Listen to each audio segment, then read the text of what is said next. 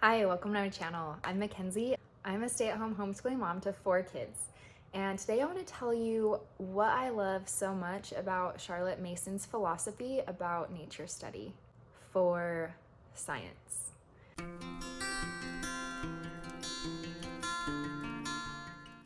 So when I first started researching the Charlotte Mason method, I didn't really understand nature study and how it was effective in replacing what we're used to for science, how it's effective in replacing science curriculums. And so I did nature study for a little while, like reading about nature in books, like through stories, teaching my kids nature study in that way. And then after a while, I kind of felt like maybe we were missing something and maybe they weren't learning as much as they were before when we were doing a curriculum. And so I decided to stop doing nature study for a while and I went back to the curriculum. And after going back to the curriculum, I realized that Charlotte Mason, the way Charlotte Mason does nature study, it was genius, because going back, I felt like they held the children back. They were telling the kids what to think and they were telling them how the world worked. And if you think about scientists, that's not what makes a scientist. What makes a scientist is someone who knows how to observe, who knows how to watch and make connections about what's happening in front of them. And it just clicked in my mind that this is what Charlotte Mason wants our kids to do. She wants our kids to go out and observe what's happening and watch closely and write it down and maybe come back later and see what's changed. You know, she wants our children to make those connections on their own instead of having somebody else tell them what's happening. And I realized after that Charlotte Mason's philosophy of nature study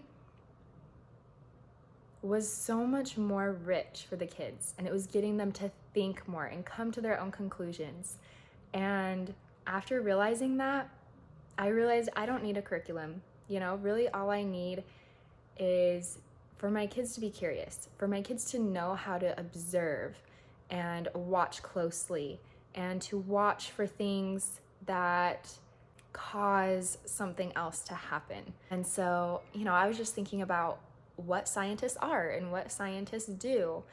And after understanding nature study, I realized like this is how we raise scientists, you know, not by telling them the whys and hows of everything, but letting them discover it for themselves.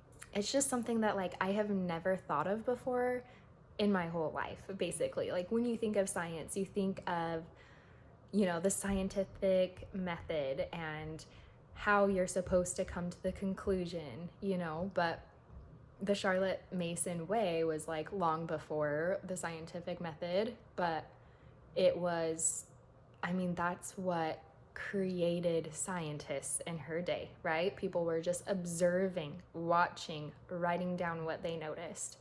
And so I just love that. And I hope that I can get my kids to go out and to learn to observe and come to those conclusions on their own.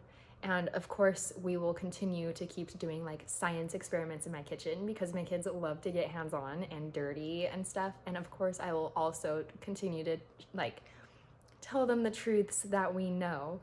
But I do want them to get out, get their hands dirty, and learn from firsthand experience. You know, go out in the mud, go learn, go draw what you see in your book. I just really think that Charlotte Mason knew what she was doing when it came to science. And I really do think that simplifying really in the end can end up being more for you and your kids. So don't worry too much about, you know, curriculum or my kids should be doing this, my kids should be doing that. Really going outside and being in nature and having that time to observe and notice the things around them, notice what God has made for them, I think really is enough for our kids. If you like this video, go ahead and give it a thumbs up and subscribe, and I'll see you next time.